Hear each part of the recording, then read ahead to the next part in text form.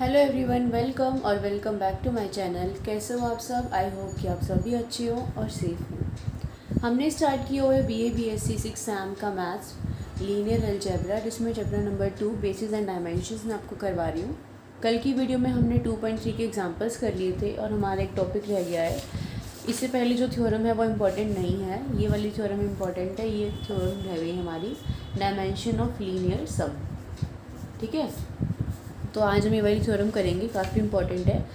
इसको अगर direct exam में आ भी जाए डायमेंशन ऑफ लीनियर सम, तो आपको ये पता होना चाहिए कि इसकी स्टेटमेंट क्या थी। देखो इजी है काफ़ी स्टेटमेंट इसकी।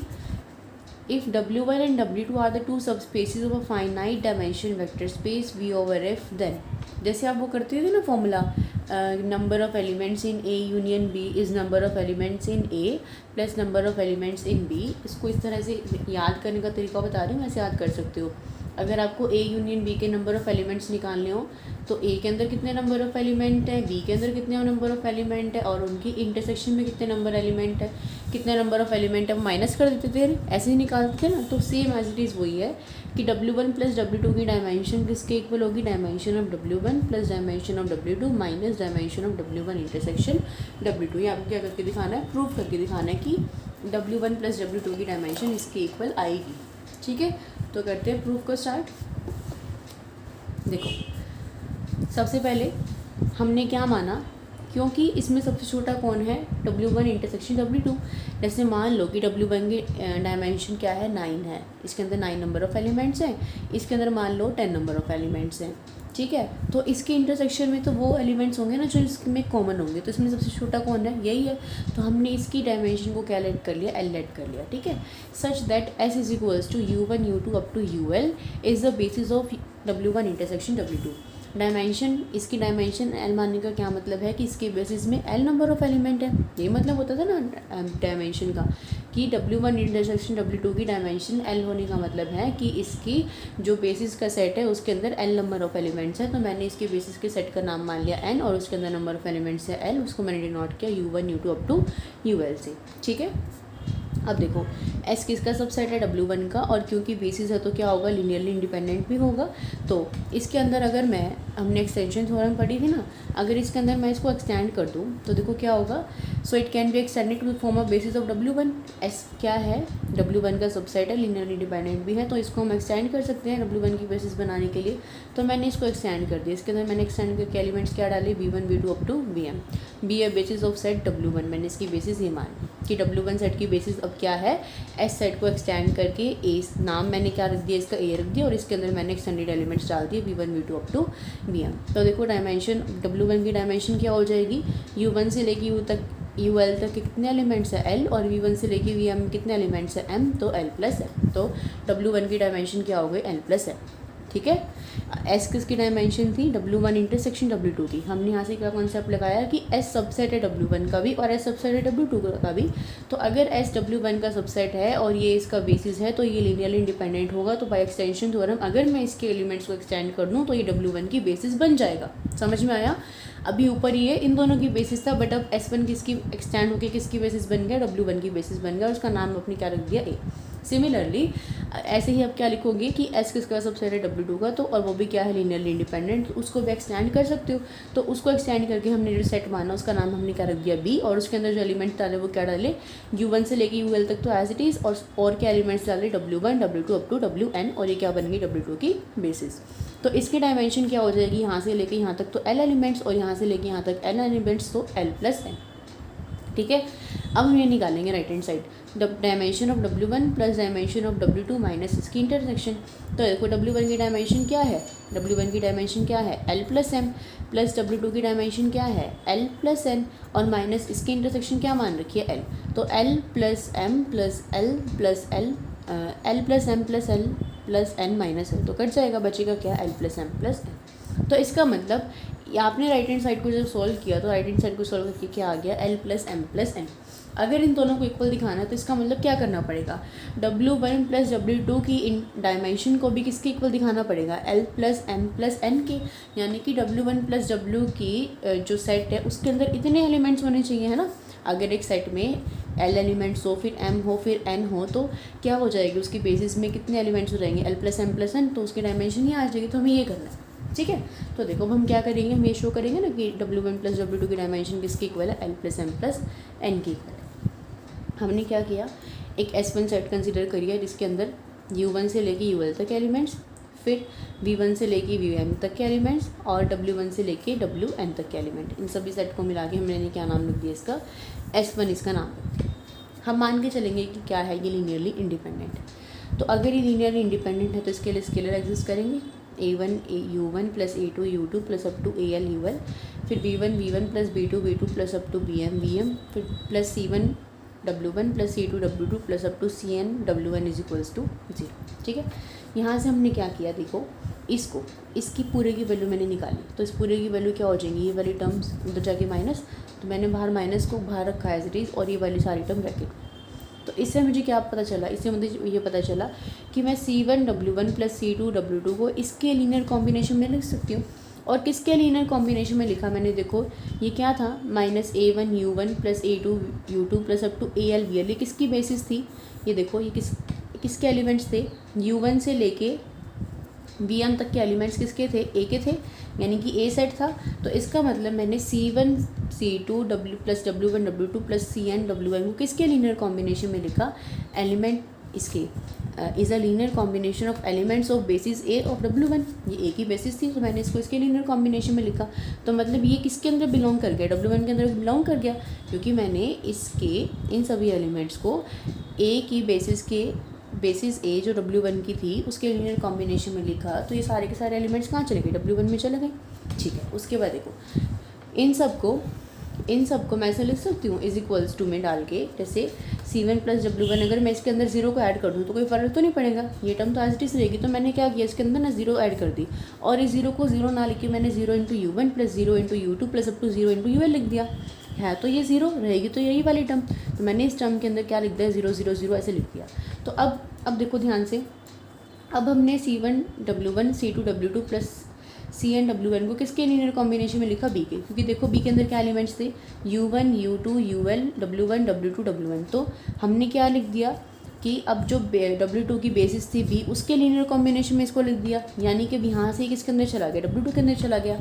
तो यही सेम W1 के अंदर और यही सेम W2 के अंदर, तो ये किसके अंदर चला गया, इनकी इंटरसेक्शन में चला गया। तो मतलब हमने इसको किसके लीनियर कॉम्बिनेशन में दिखाया, W1 इंटरसेक्शन W2 की बेसिस में कॉम्बिनेशन में दिखा दिया। इतनी बात क्लियर है। देखो अब हमने क्या किया, यहाँ से C1 W1 plus C2 W2 plus CN WN इसके लीनियर कॉम्बिनेशन में दिखाया ना हमने, तो W1 इंटरसेक्शन W2 के सेट की जो लीनियर कॉम्बिनेशन था ना, उसको मैंने मान लिया क्या, D1 U1 plus D2 U2 plus up to DL UL, क्योंकि हम U भी यूज़ कर चुके, V भी यूज़ कर चुके और W भी यूज़ कर चुके, तो क्या हमने यहाँ पे नोटेशन ले ली, D नोटेशन ले ली। तो अब ये मतलब इसके इक्वल है, ठीक है। W1 इंटरसेक्शन W2 की बेसिस के लीनियर बेसिस है W1 इंटरसेक्शन W2, मैंने उसका जो नाम रखा वो ये रखा कि D1 U1 plus D2 U2 plus up to DL UL, ठीक है। इन सभी को मैं इधर लिया, तो क्या किसके इक्वल आ गया, 0 के इक्वल आ गया। तो मतलब a linear combination of elements of B is equals to 0। देखो B क्या था, B में क्या कौन से एलिमेंट्स थे, U1 U2 से लेकर और W1 W2 से WN तक के एलिमेंट्स थे। तो देखो यानी कि U1 U2 से लेकर UL तक और W1 W2 के WN तक, यानी कि इसके सारे के सारे एलिमेंट्स किस में बिलोंग कर रहे हैं, B में बिलोंग कर रहे हैं। तो मतलब ये क्या बन गया, linear combination of elements of B, यानी कि B के लीनियर एलिमेंट्स की लीनियर कॉम्बिनेशन किसके इक्वल आ गया, 0 के इक्वल आ गया। समझ में आ गया। अब B क्या थी, बेसिस थी, तो इसका मतलब B क्या होगी, लीनियरली इंडिपेंडेंट होगी। लीनियरली इंडिपेंडेंट होगी तो सारे के सारे जो स्केलर्स होंगे वो किसके इक्वल होंगे, 0। ये सारे क्या है, B के एलिमेंट्स। तो B अगर लीनियरली इंडिपेंडेंट है तो C1 भी 0, C2 भी 0, CN भी 0, D1 भी 0, D2 भी 0 और DL भी 0, ठीक है। ये सारी की सारी value C1 C2 CN D1 D2 DN first equation में पुट करो, यहाँ पर इस इक्वेशन में पुट करो, तो देखो ये क्या बन जाएगी, C1 C2 CN, ये सारी देखो C1 C2 CN 0, यानी कि ये सारा खत्म, 0 खत्म हो गया, यानी कि C1 W1 ये सारी की सारी खत्म होगी। बचा क्या आपके पास, A1 U1 plus A2 U2 plus up to AL UL और B1 B2 plus up to BM BM, ये बचा, सिर्फ इतना बचा। यानी कि किसका लीनियर कॉम्बिनेशन बच गया आपके पास, A का बच गया। देखो A के अंदर ये तो एलिमेंट्स थे, U1 U2 up to UL, V1 V2 up to VM, तो मतलब B की बेसिस वाले एलिमेंट तो खत्म हो गए और A के बच गए, ठीक है। ऐसे ही सेम ए क्या है, लीनियर इंडिपेंडेंट। क्यों? क्योंकि ए भी तो बेसिस है ना, तो ए भी क्या है, लीनियर इंडिपेंडेंट। अगर ये लीनियर इंडिपेंडेंट है तो मतलब इसके सारे स्केलर जीरो होंगे, मतलब A1 भी ज़ीरो, A2 भी ज़ीरो, AL भी ज़ीरो, B1 भी ज़ीरो, B2 भी ज़ीरो, BM भी zero. Thus it follows that in the relation each of AI, BI and CK is equals to zero. देखो अब फर्स्ट इक्वेशन में ये तो आपको ख़त्म ही हो चुका। उसके बाद आप कह रहे हो कि A1 भी ज़ीरो है, B1 भी ज़ीरो, यानी कि सारा ज़ीरो, ये सारा ज़ीरो। तो मतलब फर्स्ट रिलेशन में सारे के सारे तो AI ज़ीरो, सारे के सारे BJ ज़ीरो। मान लो कि सारा इन सब के सेट को अपने मान लिया क्या है AI, इन सब के सेट को अपने मान लिया क्या है BJ, और इन सब के सेट को अपने मान लिया C के। तो यानी कि सारे के सारे AI भी ज़ीरो, सारे के सारे BJ भी ज़ीरो, और सारे के सारे CK भी ज़ीरो। तो अगर ऐसा है, और ये हमने क्या मान रखा था, S1 मान रखा था ना सारा सेट। S1 के एलिमेंट्स तो सही है, U1 U2 से लेके UL तक, V1 V2 से लेके VM तक, और W1 W2 से लेके WN तक, उसके लीनियर कॉम्बिनेशन को लिख रखा था ये। यानी कि एलिमेंट्स किसके थे, सारे के सारे C1 के। तो C1 के एलिमेंट्स को जब मैंने लीनियर कॉम्बिनेशन में लिखा तो उसके सारे के सारे स्केलर ज़ीरो आ गए। तो इसका मतलब S1 कैसा हो गया, C1 बोल दिया मैंने गलती से। ये सारे एलिमेंट्स S1 के थे, S1 के सारे एलिमेंट्स को मैंने लीनियर कॉम्बिनेशन में लिखा और उसके सारे के सारे स्केलर ज़ीरो आ गए। तो S1 कैसा हो गया, लीनियरली इंडिपेंडेंट। तो S1 कैसा हो गया, लीनियरली इंडिपेंडेंट। तो मतलब S को मैंने लीनियरली इंडिपेंडेंट तो शो कर दिया। अब अगर मुझे इसको बेसिक बनाना है तो क्या शो करना पड़ेगा कि S1 के लीनियर कॉम्बिनेशन किसके इक्वल है, W1 प्लस W2 के। इसके W1 प्लस W2 के अंदर लिख सकते हो, तभी तो आप शो करोगे ना कि ये बेसिस बन रहा है। तो हमें क्या शो करना है कि S1 के लीनियर कॉम्बिनेशन का सम किसके अंदर जाता है, W1 प्लस W2 के। क्योंकि हम क्या दिखाना चाह रहे हैं, हम ये दिखाना चाह रहे हैं ना कि W1 प्लस W2 की डायमेंशन जो है वो इसकी इक्वल आएगी। तो मतलब इसके बेसिस में हमें एलिमेंट शो करने पड़ेंगे। तो बेसिस प्रूव करने के लिए लीनियर इंडिपेंडेंट तो प्रूव कर दिया। अब क्या प्रूव करना रह गया आपको, ये क्या करता है, स्पैन करता है। तो हम वही कर रहे हैं, ठीक है। तो मुझे भी ये प्रूव करके दिखाना है। मैंने क्या किया, लिया एक स्मॉल यू एलिमेंट लिया, किससे, इससे L1 LS1 से लिया, बी एन आर्बिट्रेरी एलिमेंट। तो U अगर इसमें बिलोंग कर रहा है तो U को मैं क्या लिखूंगी, S1 के एलिमेंट्स का लीनियर कॉम्बिनेशन। तो U को मैं क्या लिखूंगी, S1 के एलिमेंट्स का लीनियर कॉम्बिनेशन। S1 के एलिमेंट्स क्या थे, देखो क्या थे S1 के elements, U1 U2 up to UL, V1 V2 up to VM, और W1 W up to WN। तो मैंने U को इसके लीनियर कॉम्बिनेशन में लिखा। स्केलर्स ले लिए मैंने A1 U1, यहाँ से A1 A2 AL, यहाँ से B1 B2 BM, और यहाँ से C1 C2 CN। सारे के सारे मैंने स्केलर्स ले लिए, ठीक है। उसके बाद देखो इन सब को आपने ये रखा, और उसके बाद A1 U1 plus up to AL UL, फिर B1 V1 plus up to BM UM। और क्योंकि हमने देखा था ना कि C1 C2 ये सारे के सारे क्या हो गए थे, ज़ीरो हो गए थे, तो मैंने इनकी वैल्यू क्या पुट कर दी, ज़ीरो पुट कर दी, ठीक है। आपने देखो इसको क्या लिखा, अ linear combination of elements of A plus a linear combination of elements of B। इस सारी टर्म को ना आपने मिला के क्या लिखा, कुछ भी नहीं। देखो ये सारा था ना, तो आपने इसको क्या लिखा है इन द वर्ड्स कि ये सारे A के एलिमेंट्स हैं और ये सारे B के एलिमेंट्स हैं। तो मैंने इसको ऐसे लीनियर कॉम्बिनेशन में लिख दिया, ठीक है। अब मैंने क्या किया, A के लीनियर कॉम्बिनेशन के एलिमेंट्स को, सारे के सारे एलिमेंट्स को मान लिया X, और इसके लीनियर कॉम्बिनेशन के एलिमेंट्स को मान लिया Y। मैंने लिखा कि U किसके इक्वल आ गया, X प्लस Y के इक्वल आ गया, जहाँ X तो कहाँ से बिलोंग कर रहा है, W1 यानी कि A के सारे एलिमेंट्स, और Y कहाँ से बिलोंग कर रहा है, W2 से बिलोंग कर रहा है। तो U किसके इक्वल है, X प्लस वाई के इक्वल है, जहाँ X W1 से बिलोंग कर रहा है और Y W2 से बिलोंग कर रहा है। तो by the definition of linear sum जो फर्स्ट चैप्टर में थी, तो उसके अकॉर्डिंग U किसके अंदर बिलोंग कर जाएगा, W1 प्लस W2 के अंदर बिलोंग कर जाएगा। देखो मैं दिखा देती हूँ भाई आपको, ये रही लीनियर सम ऑफ सबस्पेसेस की definition. If W1 and W2 are the two subspaces of a vector space V over F, then we define the linear sum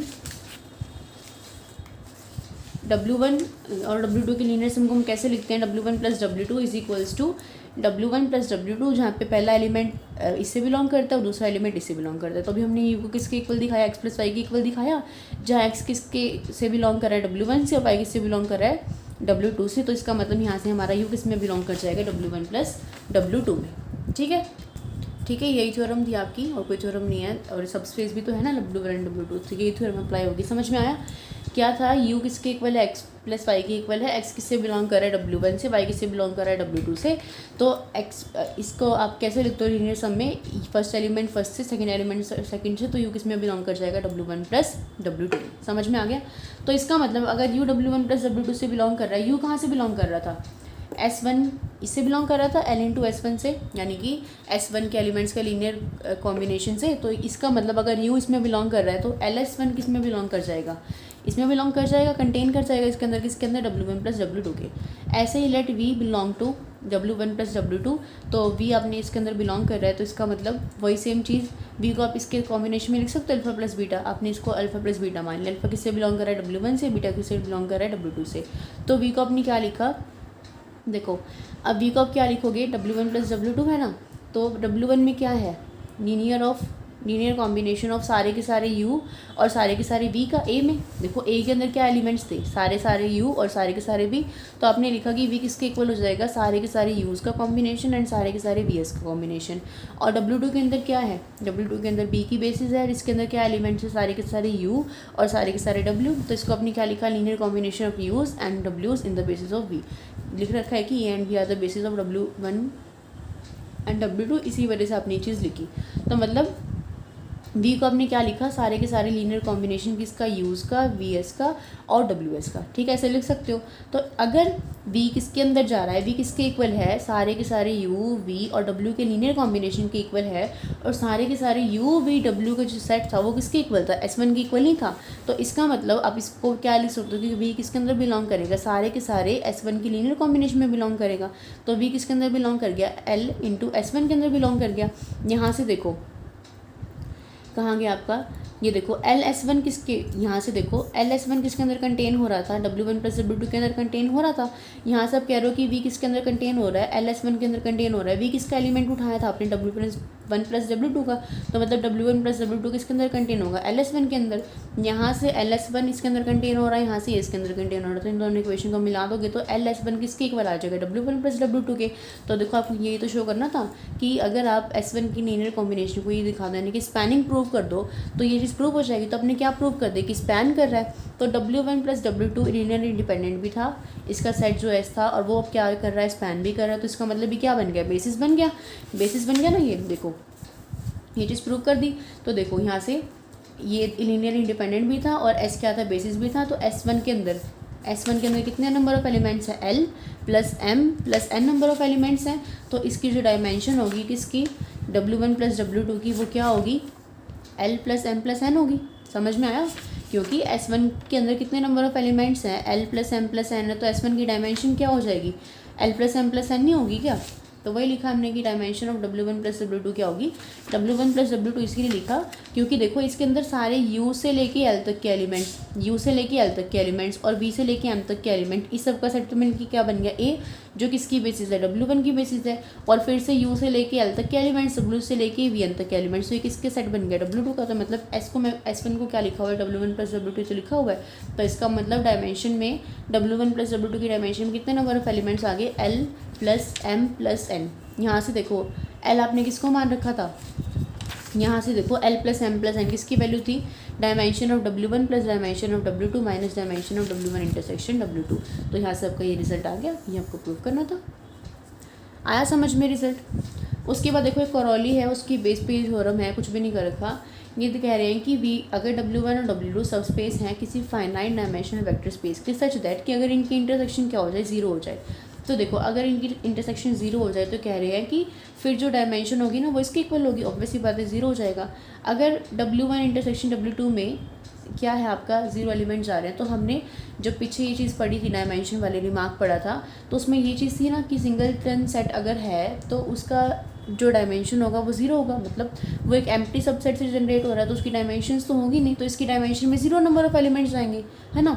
अगर W1 इंटरसेक्शन W2 ज़ीरो दे रखा है तो मतलब इसकी डायमेंशन जो है वो एक एम्प्टी सेट है, तो उसमें क्या होंगे, ज़ीरो नंबर ऑफ एलिमेंट्स होंगे। तो ये ज़ीरो बन गया, तो बचा क्या, सिर्फ ये बचा। और ये जो सम है ना, अभी तो हमने सिंपल लीनियर सम ले रखा था, ये जो सम का सिंबल है इसको बोलते हैं डायरेक्ट सम। तो ये सम लीनियर सम किस में कन्वर्ट हो जाएगा, डायरेक्ट सम में कन्वर्ट हो जाएगा।